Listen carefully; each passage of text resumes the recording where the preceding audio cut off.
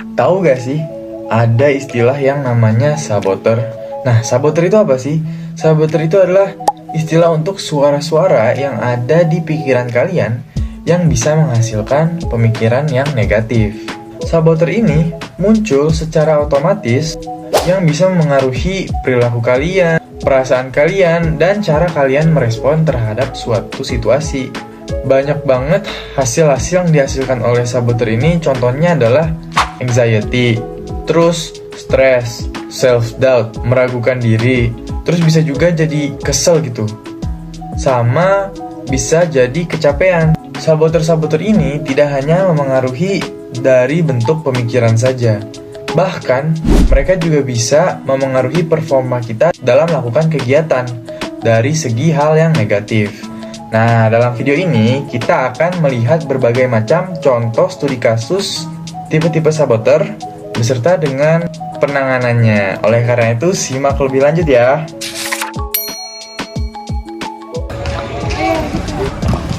Capek banget lagi. Udah gila malah Zanur.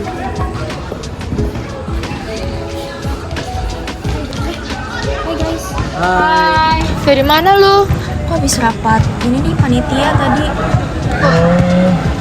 Tunggu aja. Panitia apa? Panitia ini buat OSKM. Duh, bener-bener deh aku tuh akhir-akhir ini bener kayak capek banget, kayak kerja terus, kayak ada aja gitu dari kampus, tugas-tugas kampus, terus sekarang juga tugas-tugas panitia juga makin numpuk. Duh, ngerasa capek banget sih. Kata aku sih mending me time dulu deh, jalan-jalan lah, olahraga gitu. Iya ya, harusnya aku jalan-jalan atau olahraga gitu kali. Iya bener tuh kata si Kile, kamu coba deh kayak misalnya nyiapin waktu buat diri sendiri gitu, misalnya main game atau ya menghibur diri aja lah, jangan terlalu banyak aktivitas atau ngejar yang itu yang kau pengen gitu loh. Jadi malah kalau berlebihan jadi nggak baik. Iya ya, kayaknya tuh aku tuh harus bisa lebih menghargai diri sendiri juga kali ya, kayak ngasih me time, reward buat diri sendiri gitu kali ya. Kasih ya guys saran-sarannya. Sama-sama lu, ada kita kok. Aman aja kok. Tenang aja. Jadi kalau misalnya ada apa-apa juga aman aja. Kasih guys.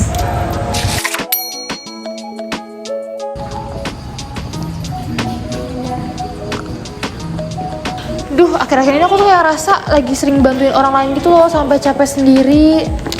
Kamu tuh aku lihat emang kayak kamu suka bantuin orang lain tapi kamu kewalahan sendiri. Kayaknya kamu harus sesekali nolak gitu deh. Tapi tuh nggak enak gitu loh nolaknya.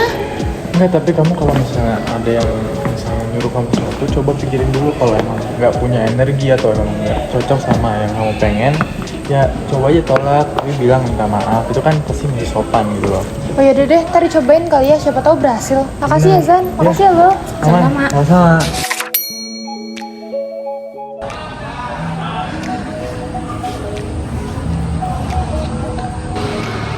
Itu si Dewi kenapa ya? Nggak tahu tuh, kayaknya bisa gitu. Iya deh, apa kita samperin aja ya? Yuk, yuk, yuk. Razin, kamu lagi kenapa?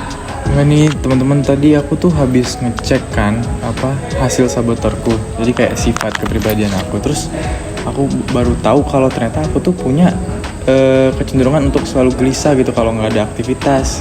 Nah, tapi sebenarnya aku juga ngerasa, tapi menurut kalian tuh gimana deh? Apakah itu hal yang baik atau hal yang harus aku ubah gitu? Sebenarnya itu hal yang baik sih, kamu jadi kayak punya passionate dalam suatu hal. Cuma jadinya kamu tuh gampang bosen tuh sama suatu aktivitas dan jadinya nggak fokus juga, akhirnya berantakan. Bener sih, soalnya kayak contohnya waktu itu aku sebenarnya pengen fokus banget tuh di ujian, cuman karena kebanyakan pikiran kayak pengen ngelakuin hal lain, jadi kayak keganggu gitu loh waktu belajar ujiannya. Tapi hasilnya juga emang kelihatan sih kayak kurang maksimal. Kamu harus coba ini deh, kayak lebih fokusin sama hal-hal yang kamu lagi kerjain. Dengan kamu tuh kayak coba tarik nafas dulu dalam-dalam, kayak kamu tarik nafas terus kayak kamu mikir kayak aku harus fokus sama ngerjain yang satu ini nih, kayak ngerjainnya satu-satu. Terus kayak kamu juga harus coba bikin jadwal, kayak masing-masing aktivitas kamu tuh kamu bikin jadwalnya. Jadi kayak kamu punya waktu khusus nih, misalkan buat ngerjain tugas kuliah ada waktu khususnya kapan, terus buat ngerjain tugas yang lainnya tuh ada waktu khusus lainnya gitu. Oh, menarik sih. Mungkin artinya aku harus jadi lebih disiplin kali ya, kayak harus selesain apa yang udah aku mulai gitu. Jadi jangan terlalu banyak keganggu sama hal-hal yang di luar dari fokus itu gitu ya. Iya. Bener-bener, coba kamu terapin juga Pomodoro, dimana 25 menit kamu ngerjain sesuatu dan 5 menit kamu tuh istirahat, biar kamu lebih relax terus bisa mikir buat kedepannya harus gimana. Oke deh, mungkin itu aku akan coba deh mungkin di kemudian hari ya. Makasih guys udah ngasih saran. Makasih Kil, makasih lu. Semangat ya Raza. Semangat, Raza. Thank you.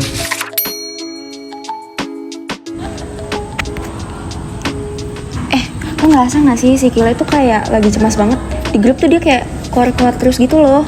Iya kan, tadi gue juga lihat nih di sini kayak banyak banget itu dia keluar-keluar banyak banget. Ya kan, kayak dia gak tahu lagi ada masalah apa ya. Iya. Itu si Kila tuh. Kil. Kil, Sini. sini Kil. Duduk sini. Duduk.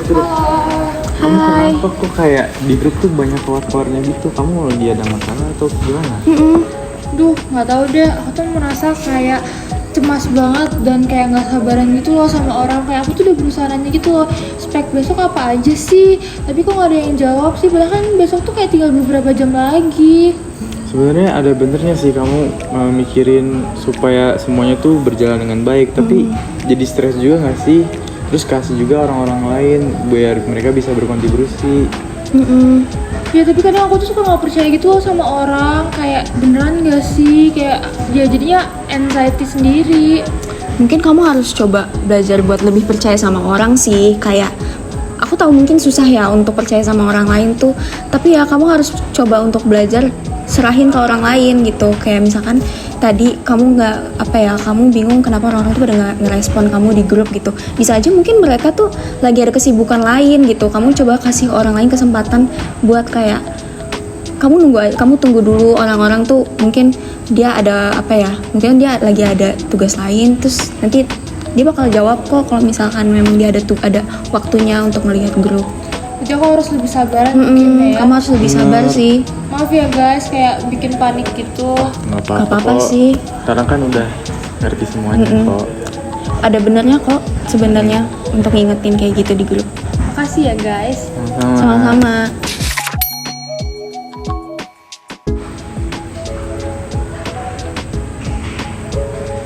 Guys, menurut kalian aku tuh orangnya terlalu rasional gitu nggak sih? Kayak suka nganalisis sesuatu terus cenderung nggak merhatiin pemikiran orang lain, kayak perasaannya gitu. Jujur aku bisa ngeliat itu sih. Kayak kamu tuh kalau misalkan ngerjain tugas-tugas yang berkaitan sama data, nganalisis data tuh kamu kayak jago banget deh. Kamu bisa tuh fokus sama hal itu. Tapi kamu juga kayak kalau misalkan lagi kerja kelompok gitu, semisal kamu tuh kayak kurang merhatiin perasaan orang lain gitu loh. Kayak kan orang lain berpendapat atau apa, kamu tuh kurang bisa ngehargain pendapat orang itu karena kayak kamu ngabain kayak perasaan orang lain gitu. Oh, sebenarnya aku juga merasa gitu sih. Kayak contohnya waktu lagi kerja kelompok gitu sama teman-teman aku. Kalau misalnya lagi ngebahas tentang perasaan mereka, misalnya mereka kurang setuju dengan suatu part di tugas itu, aku kayak males gitu ngebahasnya. Kayak mending langsung ngebahas tentang masalah yang ada di dalam tugas itu gitu. Tapi kalau menurut aku sih kamu tuh harus ngedengerin gitu loh tentang pendapat orang lain. Karena kita tuh butuh didengarkan perasaannya. Kamu tuh nggak harus setuju sama apa yang temen kamu katakan, cuma mendengarkan itu udah menjadi kunci utamanya gitu loh. Berarti jatuhnya aku harus lebih mendengarkan aja ya, walaupun mungkin aku kayak terlalu memaksa, tapi aku harus mendengarkan gitu ya. Iya sih, kayak kamu harus coba lebih belajar buat dengerin pendapat orang lain, perasaan orang lain, biar kamu bisa lebih ngerti. Kayak kamu tuh kayak misalnya gimana kalau aku di posisi dia, kayak kamu bisa ngertiin perasaan dia dengan kamu coba posisiin diri kamu di diri orang lain gitu. Kalau di kondisi orang lain itu kira-kira kamu bakal kayak gitu juga nggak perasaannya, kayak kamu biar bisa lebih ngertiin orang lain aja gitu. Kan selama ini kamu tuh merasa kayak pendapat orang lain tuh kan sebuah gangguan ya.